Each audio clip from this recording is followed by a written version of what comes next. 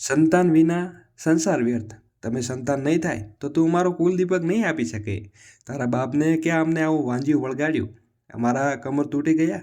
સવારના શિખામણ સમયે રૂખીબેન એમને વહુ કવિતાને કટુક શબ્દો બોલી રહી હતી. લગ્નને 3 વર્ષ થઈ ગયા પણ કવિતા માતા બની શકી નહીં. દર મહિને એનું ધાબુ લીકેજને કારણે સાસુનો ક્રોધ વધતો જ હતો. ઘરમાં પતિ મુકેશ અને થોડો દૂર સસરા ભીખાભાઈ પણ હતા, પણ કોઈએ કંઈ કહ્યું નહીં. ઘરમાં સાસુનું રાજ ચાલતું. કવિતા તો જાણે એક કઠપુતળી બની ગઈ. રોજ આ ઘટના થતી. હવે મુકેશ પણ એની પત્ની પાસે ઉદાસી થઈ ગયો હતો. જ્યારે કવિતા અને મુકેશના લગ્ન થયા ત્યારે કવિતા ધોરણ 12 સુધી ભણેલી હતી અને બ્રિલિયન્ટ વિદ્યાર્થી હતી. પણ પિયરના નાના નાના 3 ભાઈ અને બહેન અને સમાજમાં દીકરીઓના વહેલા લગ્નની પ્રથા હોવાથી કવિતા જેવી તેજસ્વી છોકરી પણ લગ્ન માટે બલી ચડવાઈ હતી. એના શિક્ષકો એના વખાણ કરતા કે ગામની પહેલી સ્ત્રી હતી જે ઊંચ હોદ્દા ઉપર પહોંચશે. પણ સમય સારો હોય તો પોબારા અને ખરાબ હોય તો જંગલ ભટકવું પડે. મુકેશ BA કરી અને ઘરે હતો. બાપ દાદાની ખેતીમાં સહાય કરતો. પૈસા ટકે સુખી હતો અને માતા પિતાનું એકલું સંતાન. 12મા ધોરણની પરીક્ષા પછી તરત જ કવિતાના લગ્ન થઈ ગયું. સાસરે હોવા છતાં કવિતાએ ધોરણ 12માં 98% મેળવ્યા. એનું પરિણામ આવ્યું ત્યારે પિયર અને ગામમાં ઊંચુક માફક આનંદ થયો. પણ સાસરે ખુશી ન હતી. રૂખીબેનની રૂખાલ અને કટુકાઈને કવિતાએ આ સપનાને રગોળી નાખ્યા. મિત્રો, વિડીયોને લાઈક કરી અને ચેનલને સબસ્ક્રાઈબ અવશ્ય કરજો. વહુ તો કુલદીપક લાવવી જોઈએ, ભણવામાં શોખીન નહીં, એમ કહી રૂખીબેને કવિતાના ભણતરના દરવાજા બંધ કરી દીધા. કવિતાના પિતા શામજીભાઈ દીકરીને વધુ ભણાવવાની વિનંતી કરતા સાસરે ગયા, તો પણ રૂખીબેને અપમાનજનક શબ્દ ઉચ્ચારી તેને પરત મોકલી દીધા. આઝાદી માટે સંઘર્ષ અને છૂટાછેડા આપી ભણાવી હોય તો લઈ જાઓ, રૂખીબેને કટુ શબ્દમાં ઉચ્ચાર્યા. શામજીભાઈ માટે એ શબ્દ વ્રજ સમાન લાગ્યું. દુનિયામાં સૌથી લાચાર જો કોઈ હોય તો એ દીકરીનો પિતા. એ પાસે જીવ હોવા છતાં હંમેશા નમીને રહેવું પડે, જમાઈને ખુશ રાખવું પડે, કારણ કે એ તો દીકરીને રાખે. આ વિચારી સાથે શામજીભાઈએ રડતા રડતા મોટરસાઇકલ ઉપર પોતાની વતન તરફ વળ્યા. સમાજની આબરૂ બચાવવા કેટલાય કુશળ અને તેજસ્વી કવિતાઓના સપનાઓને કાળી મેષ બની જાય છે. કવિતાએ પણ જાણે હોશિયાર ઉતારી લીધી. સ્ત્રી જ્યારે સ્વતંત્ર હોય ત્યારે પોતાના માટે નિર્ણય લઈ શકે. અહીં તો કવિતા રૂખીબેનના દબાણમાં નીચે દટાયેલી ગઈ હતી. એની બુદ્ધિ અને કુશળાશ હવે મગજમાં ખૂણામાં ગૂંચી ગઈ હતી. પિતાના સંસ્કારોને કારણે કંઈ બોલી ન હતી, અને જો કોઈ બોલી જાય તો પિતાજીની આબરૂનું શું? 3 વર્ષમાં અગાધ સંઘર્ષ અને સાસરિયાની માન આબરૂ સાચવવા હવે કવિતાએ જીવ પણ આઝાદી માટે પોકારી હતી. દુનિયામાં સૌથી વહાલું હોય તો એ વ્યક્તિ પોતાની આઝાદી સ્પ્રિંગને જેટલું દબાવો તેટલું જ ઉછળે. કવિતાના મનમાં અનેક વિચારો આવતા જતા રહ્યા હતા. એક દિવસ કવિતાએ પિયરમાં ગઈ ત્યાં એની જૂની સહેલી દીપ્તિને મળી. દીપ્તિ એક પ્રાથમિક શાળામાં શિક્ષિકા હતી. મિત્રો, ભણવામાં કવિતા કરતાં પાછળ હતી, પણ જીવનમાં એકદમ ગૌરવભર્યું જીવન હતી. એનો પતિ પણ દીપ્તિ એ જ ગામમાં નોકરી કરતા. કવિતાએ દીપ્તિને સાથે ઘણી વાતો કરી અને સ્ત્રીઓ પોતાનું દુઃખ દબાયેલું વાતો કરવા લાગી હોય તે જ. કવિતા પણ દીપ્તિની આગળ રડી પડ્યા અને તે પોતાની દુઃખની કથા મુકેશ વિશે વાત કરવાતી હતી. મુકેશ દેખાવમાં સુંદર છે પણ હિંમતથી સાવ નબળો છે. મારો સાથ આપવાની જગ્યાએ બધે જ બધું સાંભળી લે છે. દીપ્તિએ કવિતાને હિંમત આપી. મેડિકલ ટેસ્ટ કરાવીને સાચી હકીકત બહાર લાવી અને ખબર તો પડે કે ખામી કોની છે. અને બીજું તો શું, એ કવિતા છે. એને ગુણો માટે સારા શિક્ષકોના ગાન કરતાં તું તારી આઝાદી માટે લડવા તૈયાર છે ને? કવિતા પહેલીવાર સચેત થઈને દીપ્તિના શબ્દો એના મનમાં એક નવી ચેતના જણાવી ગયા. સ્ત્રીનું આત્મસન્માન અને સભામાં તારી વાર્તાઓથી અમને હિંમત મળતી રહેતી. ચાલ આંસુ લૂછીને આગળ વધી જા. દીપ્તિએ કવિતાને પ્રેરણા આપી. એવું કહેવાય છે કે દુઃખ સમયે કોઈ થોડી હિંમત આપે તો વ્યક્તિને જોક અને જુસ્સો વધી જાય છે. દીપ્તિની મુશ્કેલી અને કવિતાને થોડું જાગી એના મનમાં ભૂતકાળ તાજો થઈ ગયો. કેટલાક વર્ષો પહેલાં શાળાની પ્રાર્થના સભામાં કવિતા બાળ વિવાહ વિશે અને સ્ત્રીઓ પર થતા અત્યાચાર વિશે પ્રવચન આપતી. એના શબ્દોમાં તાકાત હતી, પણ વાસ્તવિક જીવન શીખવે છે કે બોલવું સહેલું નથી. બોલવું સહેલું છે, પણ કરવું બહુ અઘરું છે. અને જો પોતાના લોકો સાથે ન સાથ આપે તો લડાઈ જીવતી તો દૂર, જીવન પણ મુશ્કેલ બની જાય છે. સાસરે જતા પછી ઘણી દીકરીઓ મરજાવ જાય છે, તો કેટલી બળવાખોર બની જાય છે. એક વાત કવિતાને આજ સાફ સમજાઈ કે સ્ત્રી જ સ્ત્રીની દુશ્મન છે. સ્ત્રીનો જીવન પ્રવાહ દીકરી તરીકે શરૂ થાય અને બહેન, માતા, પત્ની બનીને સાસુ તરીકે પૂરો થાય. જો એ પોતાના છેલ્લા રોલમાં એક માતા તરીકે પ્રેમ અને કરુણા દાખવે તો તે તેવી જાતિ માટે મોટો ઉપકાર ગણાય. મિત્રો, વિડીયોને લાઈક કરી અને ચેનલને અવશ્ય સબસ્ક્રાઈબ કરજો. કોમેન્ટ બોક્સમાં એકવાર જય માતાજી જરૂર લખી દેજો. એક સાંજે મુકેશ કવિતાને લેવા માટે ગાડી લઈને સાસરે આવ્યો. ગાડીમાં બંને એકલા હતા અને વાતચીત સરી ગઈ અને એક નવો જ પરિવર્તનશીલ પણ હતો. કવિતા અંદરમાં મોટિવેશન અને પ્રાર્થના સભામાં વિચાર હવે બહાર આવવા લાગ્યા. મુકેશ એક સ્ત્રીની વ્યર્થતા સમજી શકો. પોતાના પિતાના ઘરે આરામથી સૂતી અને ઘરનું કામ કર્યો તો ઠીક, ન કર્યું તો ઠીક, પણ સુખીના સાથે કલાકો સુધી વાતો કરી શકે અને જ્યારે મન થાય ત્યારે માતા પિતાને દિલની વાત કહી શકે. પણ લગ્ન પછી પોતાનું જન્મસ્થાન છોડીને સાસરીએ પોતાનું બનવાનું પડે અને કવિતા રોકાયા વગર બોલી રહી. આજે તો તે પોતાની લાગણીઓને વ્યક્ત કરવા તૈયાર હતી. મુકેશ, તમે કદી એક બાર તમારા સાસરે 10 દિવસ રહી જોયે છે?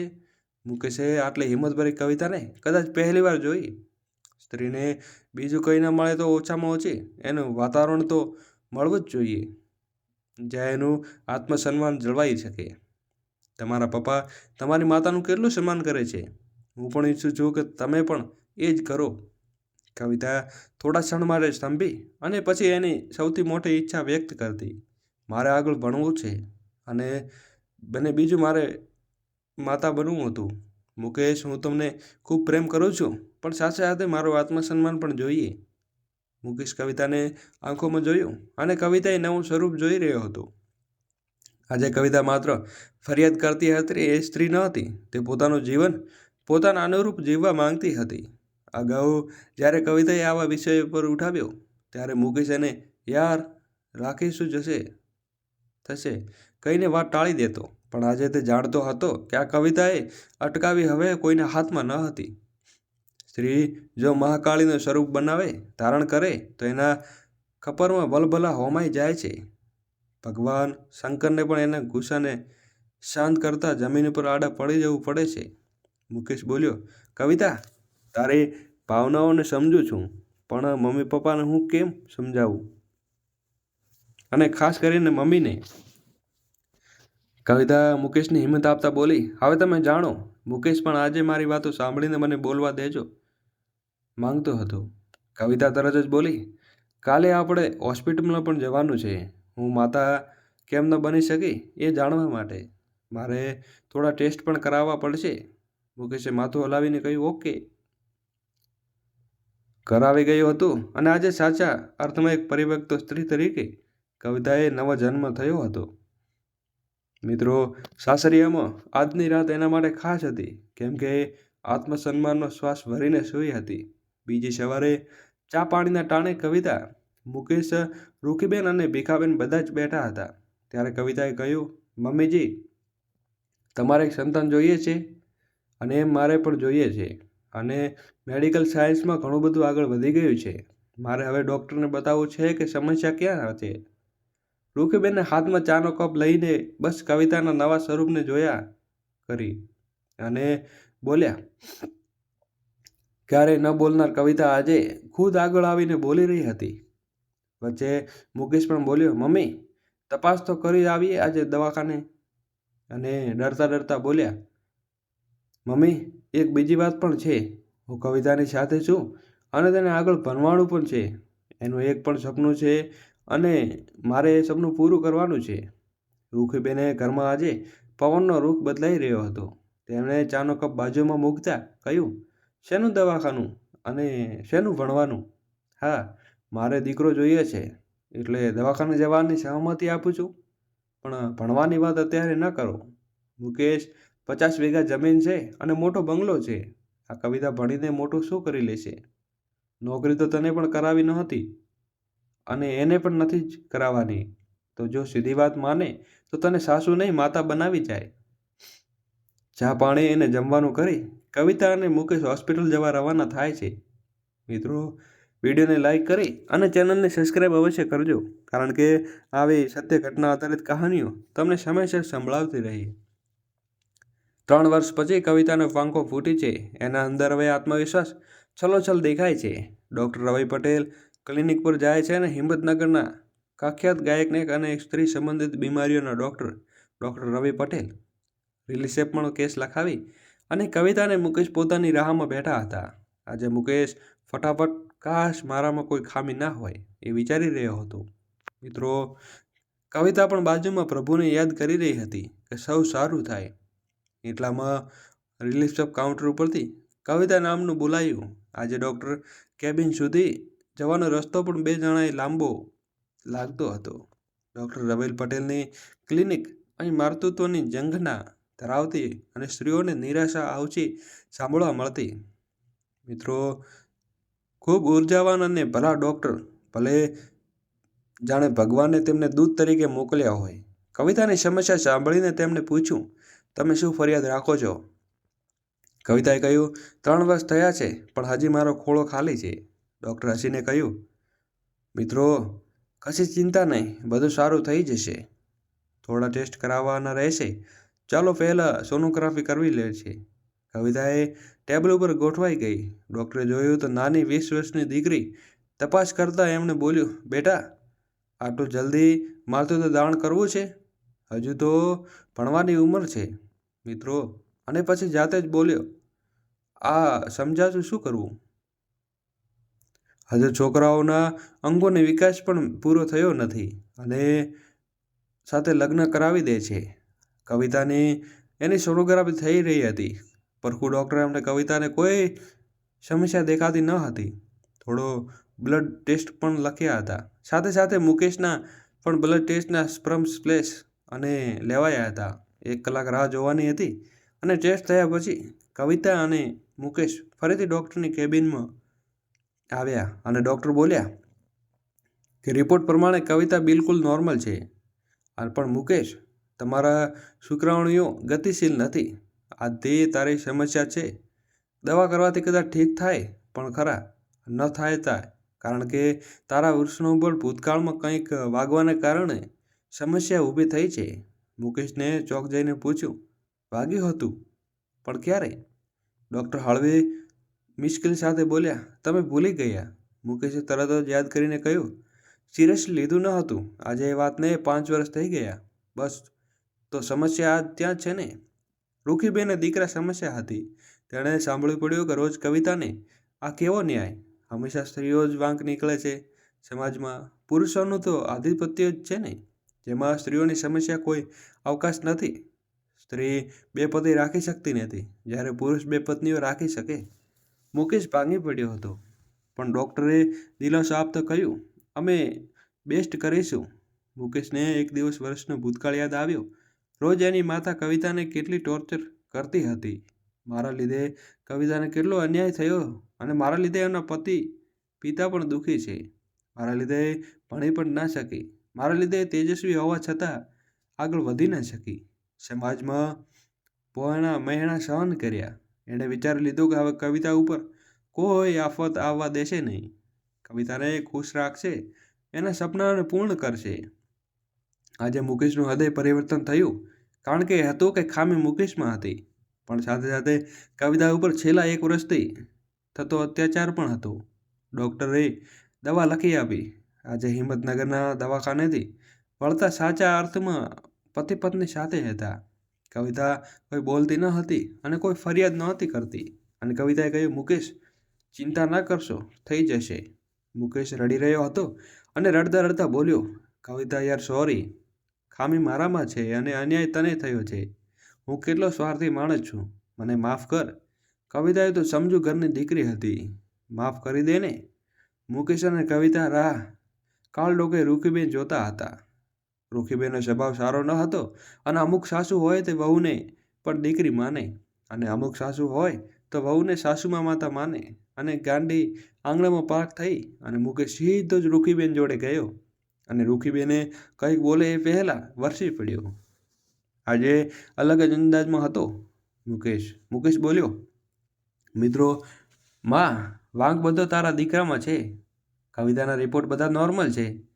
કવિતાને આજ પછી કંઈ બોલી તો હું ઘર છોડીને જુદો રહેવા જતો રહીશ. કવિતા તો કંઈ પણ બોલ્યા વિના બહાર ઘરમાં કામ કરતી હતી.